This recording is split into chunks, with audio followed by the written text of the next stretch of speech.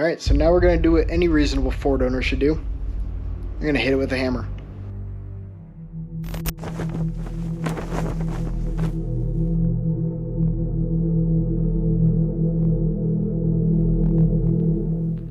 Alright everybody, it is officially time for the last piece of the puzzle for the Fiesta build. So, today, we have gotten some wheels, and we have picked up some Konig Dekagrams. They're flow-formed wheels. We got them in a 16 by 8 plus 40 offset, so they're going to sit pretty well. And I've already ceramic coated them, so they're about ready to get on the car. And we're running a 205 45 16, and these are some, I don't even want to try to pronounce it. They're Lexani, something. How the fuck do you pronounce that? Lexani performance tire. I don't even know what these tires are. Basically, to put it in the simplest terms possible, I wanted to get the best wheel and tire package I could for $1,000, and that's exactly what we got here. So to put it simply, if you want to copy this exact wheel setup on the Fiesta, it's only going to cost you $1,100. However, for wheels and tires together, of course you're going to want to get the TPMS sensors, and you're going to need some lug nuts. So it's going to add up a little bit more, and of course if you want to get them ceramic coated, it's just going to add more to the price. However, if you do go with this exact same setup, I highly recommend Nitto Neogens in this exact same tire spec are only $100 more.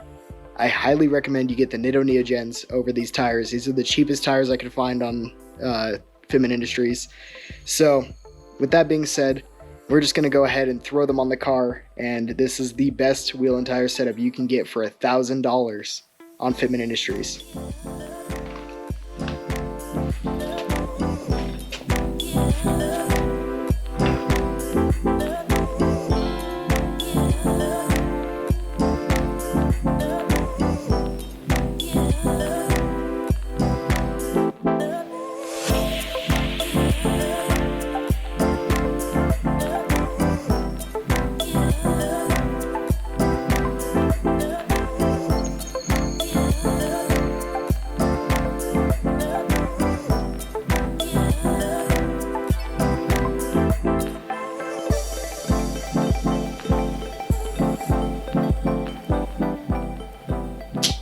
Go ahead and get that peel off the stickers.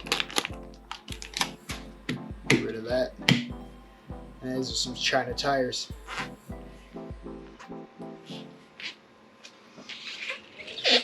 Go ahead and throw them on.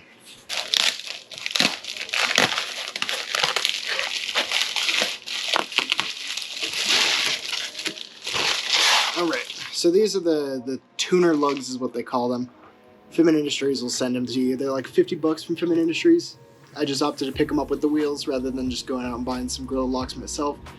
Fairly light lug nuts, just very simple. All I really wanted. I didn't really want too much, but they should be perfect for this car.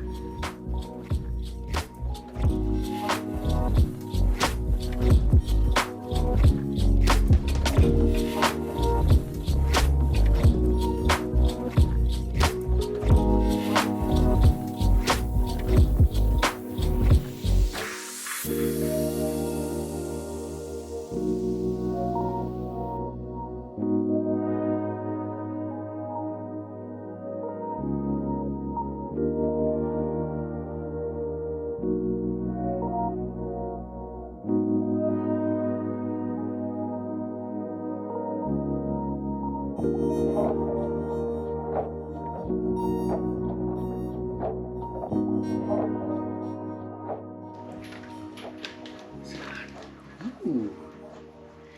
Right? Yeah.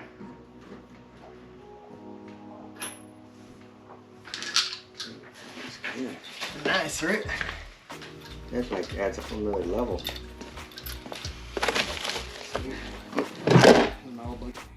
Alright, so this is how they are sitting now. As you can see, since it's a 16-inch wheel, we have so much more sidewall now between the fender and the tire, which just kind of gives us that much more room for play here. And of course, I still need to get alignment, so that needs to be done, but they're looking pretty good nonetheless. And you still got a decent amount of space up there, so I'd say that's all pretty much good. And then of course in the rears, these look great in the rears. They're sitting pretty well. I'm on the fender liner hanging down, but still need to fix that. But yeah, they are looking really good. Now we just got some center caps to install. Alright, so these are the center caps. Basically, it is a hex screw. This is how you attach it. Give you a hex key with it. Right? Jesus. And then this is the center cap, and then for the actual center piece, they give you these. These are the Konig centerpieces. So we're just going to go ahead and peel off the tape. And we're just going to stick the adhesive on. Alright, there you go. That is a completed center cap. So that's pretty much what you get. As you can see, they have like these 2 dummy screws, and that's because on these wheels, there's only 3 spots for the screws. So you only have to tighten down these 3, and then these 2 ones are just there for show. So that's what these 3 are for. All you have to do is just screw them on with the Allen key, and then you're done.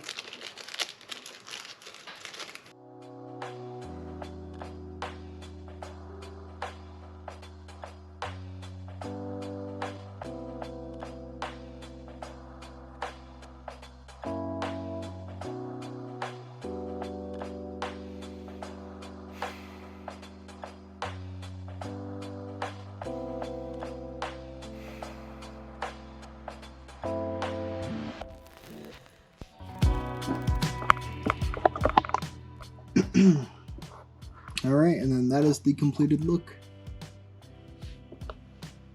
Big fan. I think it sits perfectly. I thought I was gonna have to do some adjustment in the rear, but apparently not. So let's get the other center cap on, and then we can get to the other side.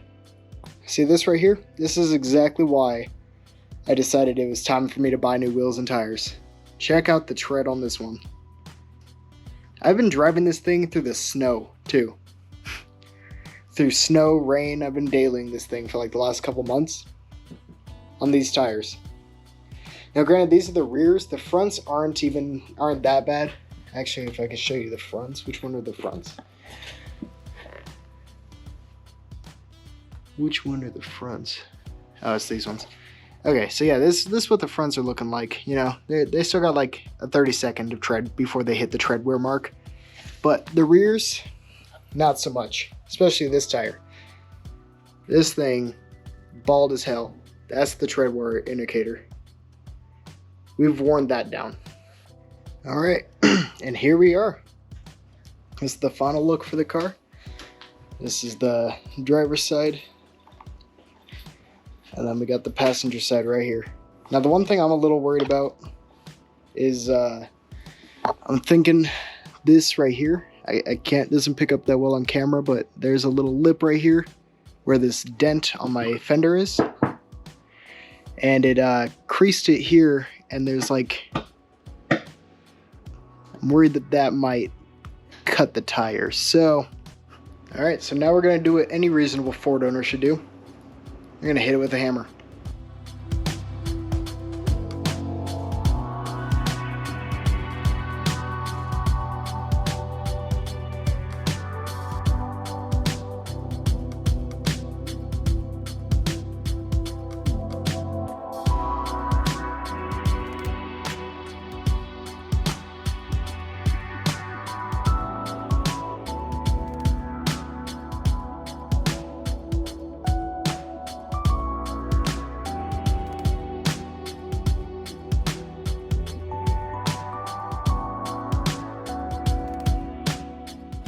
I'd call it like a DIY fender roll, but as you can see, right there. Get it close to it. Yeah. So that was just poking out just far enough where it could possibly hit the tire. So went ahead and hammered it in. Doesn't look too bad from the outside. This whole fender's fucked up. I'm going to be replacing it eventually. But for now, that's just going to be our own fix. And now we just put the wheel back on, and it should have enough clearance where it's not going to cut the tire. Alright, and that's it for the wheel install. So pretty much, car is looking spectacular. It's looking really good. We just need to do some body work, and then the car will be really finished up. But goddamn. Now I'm gonna get some pictures, and I'm gonna get some reels going, and I'll see you guys in the next one.